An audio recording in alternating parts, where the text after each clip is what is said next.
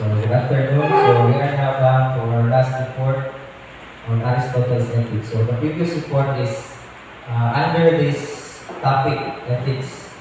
So to begin, introduction. So there is a famous dictum that says, "Be careful of your words, it becomes your action. Be careful with your action, it becomes your habit.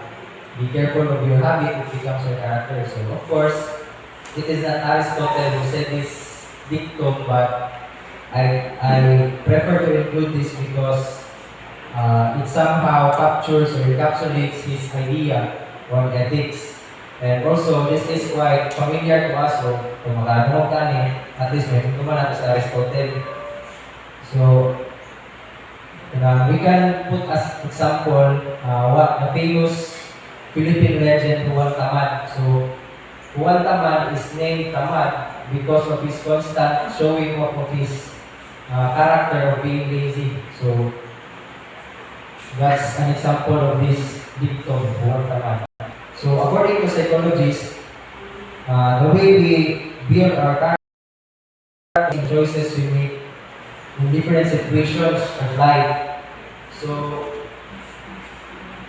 in our day-to-day tasks, we are actually developing a certain character. So, for example, seminaryo, bali ito ginabuhat, pero kanang dituluan tayo maka-develop ta og character. For example, patience ba, or kanang courage, and it is through these situations that one is able to reflect upon and realize that he himself has a certain kind of character or personality. So, although there are good and bad characters and personalities, we should remember that our decisions or our actions should lead to human flourishing. So, one description of a character is that it is not a mere theory or di lang sa nahuna, but constructed or established through action. So, indeed, there are some thinkers who subject character and behavior to reason. For example, ng mga psychologists, ang mga behavior, ng mga personality sa tao, wala na studyhan. So, however, properly speaking, character is a product of one's action. So, in our life, we encounter virtues and vices. So, our character is based on how we actualize our life in favor of virtues and vices. So, kung sa ato ang kinabuhi ka ng permit ang buwan ng mga virtud, mga maayong ang buhat, of course, we will develop a good character. Pero opposite, anay, mupili tao buhat ng mga dili maayo, then our character will become bad. So, in one's journey towards self-realization and self-flourishing, one must know that where his or her decision and action are aimed from, so aimed at. So, in our decisions and actions, natin na siya paruluman kami. So, we are not just free fire lang ba, patay na paruluman. So, ang ato is every action na itong ginagawa ng decision, nasa punto, nasa paruluman. So, obviously, this goal cannot be attained by mere thinking or theorizing. Rather, this requires practice and constant doing. So, character is a product of practice. So, kung kailangan tayo goal, we cannot reach that goal if una-una na ito, kung ma-realize na ito, theoretically, pero the best way to reach our goal is to practice it. Butangan, nagbuba. So, in order to makasunod sa topic naman sa ethics ng Aristotle is we need to ask these questions. So, what is the goal of our existence as human beings? What does it mean for a human person to flourish? And how does character become important in our flourishing and reaching our goal? So, in answering these questions, we will now get into the ethics of Aristotle.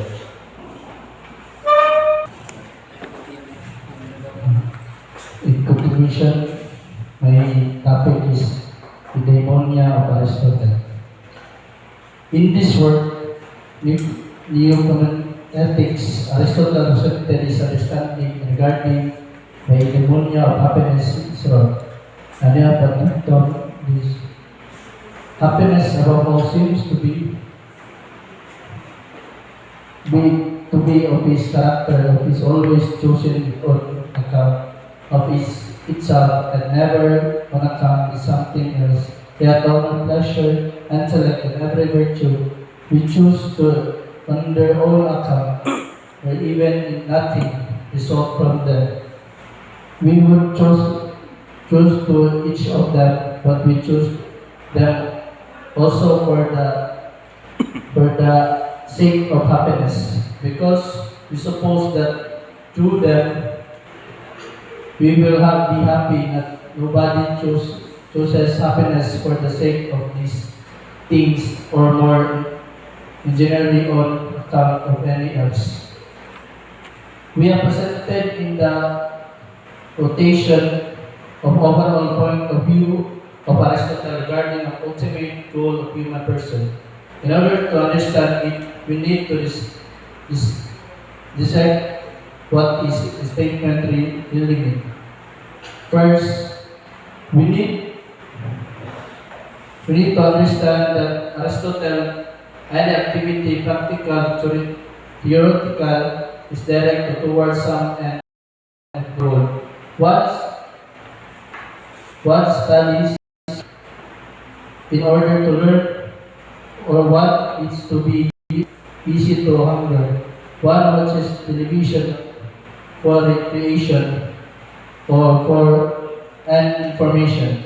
These are some examples. One acts with certain goal in mind. However, most of these ends are not only provisional, that is, it again points out another different goal.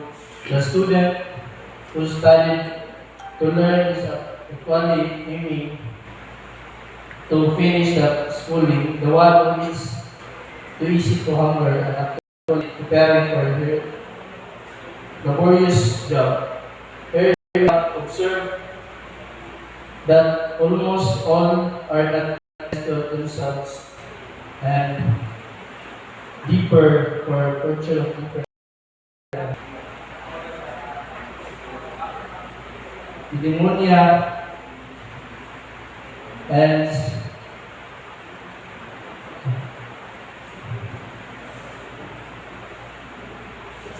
by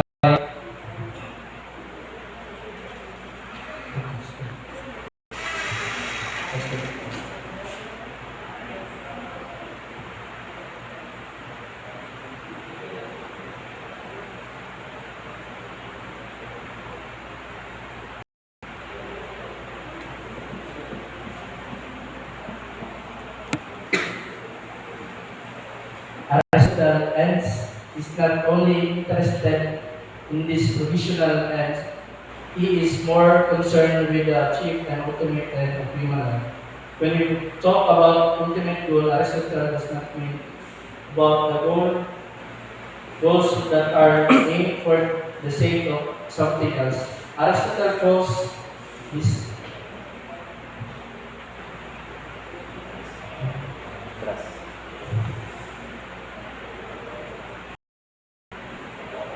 about goals that are made for the sake of something else. Aristotle calls this chief of ultimate for the human person, and happiness is the pneumonia. For him, happiness is the self-sufficient final goal of human life. First, So, what Hughes is trying to say is that according to Aristotle, eudaimonia is the ultimate end of human life. So, for example, diri sa kalibutan, nakaon ta para mabusog. But then, ang atong pagkabusog is towards another, we can aim at another goal na for example, makaon ka para mabusog, para naka-energy ng trabaho, para makakorta ka, para so, ang ato ang ginabuhat is nasa goal pero parang ang goal is not. So, when Aristotle speaks of eudaimonia, he speaks of the ultimate happiness or katong and natong wala na tay pangitaang nalain pa. So, eudaimonia is kanang an end in itself. Muna din na siya ang tumoy. So, we aim at eudaimonia without kanang wala na tayo nauna-una nga i-aim pa nga kung muna siya ang pinaka-ultimate. So, The question now is how to attain that eudaimonia or that ultimate happiness. So, during the previous report, ang ilahang report is what is eudaimonia. So, now the distinction of our report is how to attain eudaimonia or the ultimate end of human person. So, we will now delve into the Aristotle's theory of virtue making practical wisdom. Go. Okay, once again, good afternoon. So, friends stated earlier that the first group or the last group presented to us what is eudaimonia in general. But now, our report intended on how to attain this eudaimonia or the very end. So first, we are going to talk about virtue. Second, what we mean, and last is the practical wisdom. So first, so it is stated here that when we judge on someone, most likely we refer to his actions.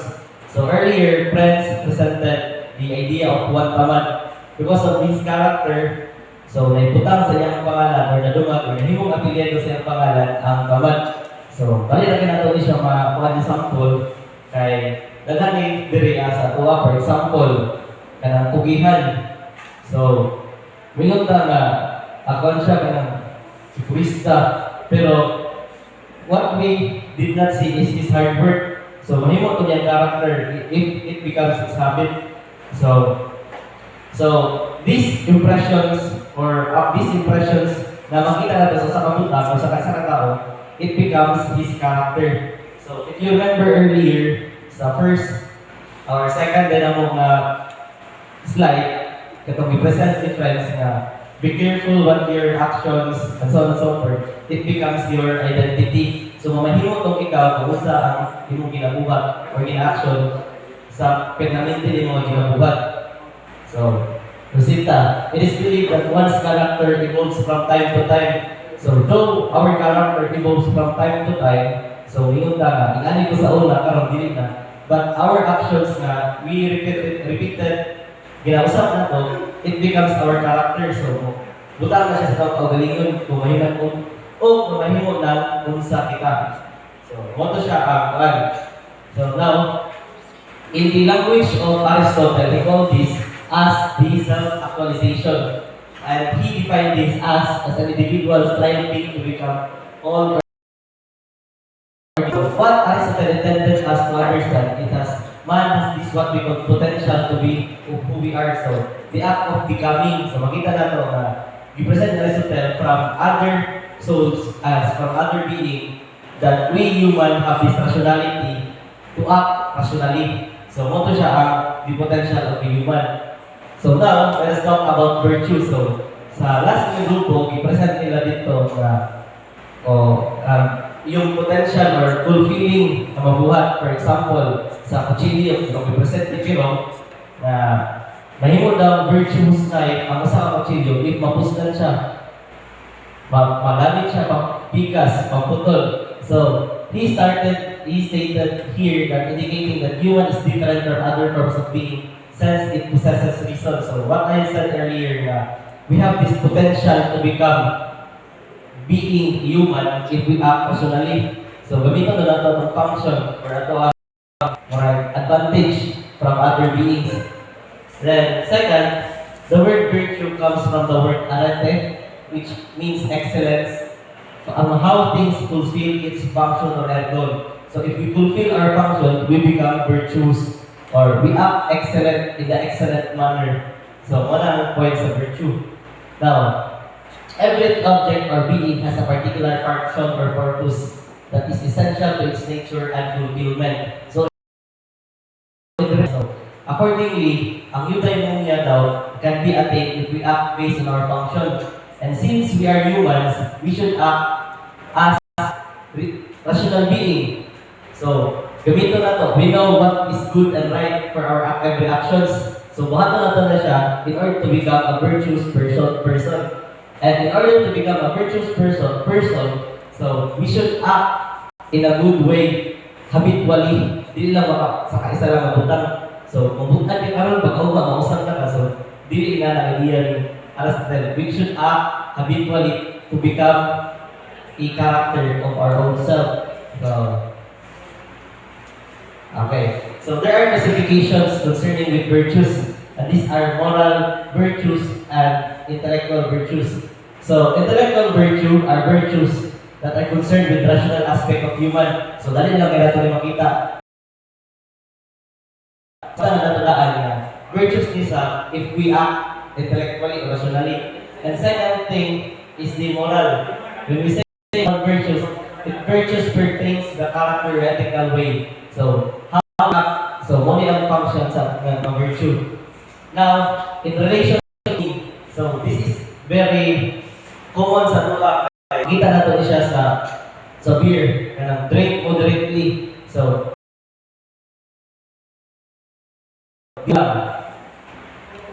dili siya excess, dili siya kulang, dili moderate the mean. So drink moderately, dili drink moderate so. So ana lang. So the doctrine of mean serves as a cornerstone of this ethical philosophy, as I've said earlier. It is the insight into the cultivation of virtue and pursuit of balance and harmonious life. So, narata sa kawatunga, dili ta supra, dili pud kulang. So, for example, aning mean kay ginagila. So, kung magtindog-tindog ka sa gira, mamatay jud ka. Tumutalo ra pud ka, dili nimo mapusdan imong function as army. So, dahil panahon ng tago ka, nato yung panahon na kapan ka, para di siya ng ibang karto. Mangita ang chip ko, dili lang pataka o kusing. So, anak lang. So, the idea that virtue lies in the finding the mean between two extremes, avoiding both excess and deficiency. So, ikayan ang sobra o ang kulang. So, namin ka sa tama madalan. Wala na siya. That it emphasizes the importance of balance, moderation in all aspects.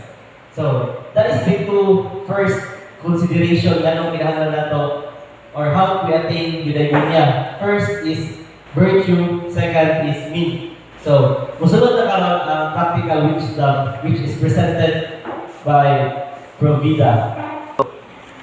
Now we go to the practical wisdom.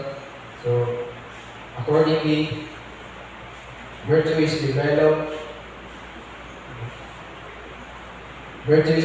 in practice, and according to Aristotle, so virtue therefore is a characteristic marked by choice residing in the mean relative to us, a characteristic defined by reason and as prudent person who define it. Virtue is also a mean, one related to the excess and the other is deficiency. And further, it is a mean because some vices fall short and others exceeds. So for Aristotle, virtue is a state of one's character that is the result of a choice. So this choice is governed by practical wisdom and as instrument of man in dealing with moral choices in his daily life. So this concept of practical wisdom or prognosis serves as a key component in the attainment of one's ultimate end or purpose in life. So practical wisdom encompasses the ability to make sound judgments and decisions in concrete, real-world situations guided by an understanding of what is morally right and rooted in experience and informed by moral principles. Practical wisdom enables individuals to navigate the complexities of life and pursue their highest ideals with prudence and effectiveness. So practical wisdom is essential for leading individuals towards their ultimate aim of eudaimonia. By nurturing practical wisdom, people enhance their ability to recognize the most virtuous and satisfying paths to follow in different situations. This encompasses more than simply grasping theoretical moral concepts, since it involves skillfully applying these principles to specific scenario, considering factors like context, outcomes, and well-being of others. Through the practice of practical wisdom, individuals harmonize their action with their fundamental aspirations and beliefs, advancing towards the fulfillment of their innate capabilities and ultimate contentment. And so we already discussed about what is the intellectual virtues. Accordingly, the intellectual virtues is an acquisition of knowledge. While this practical virtues is our guide to what is good and bad in our choice. So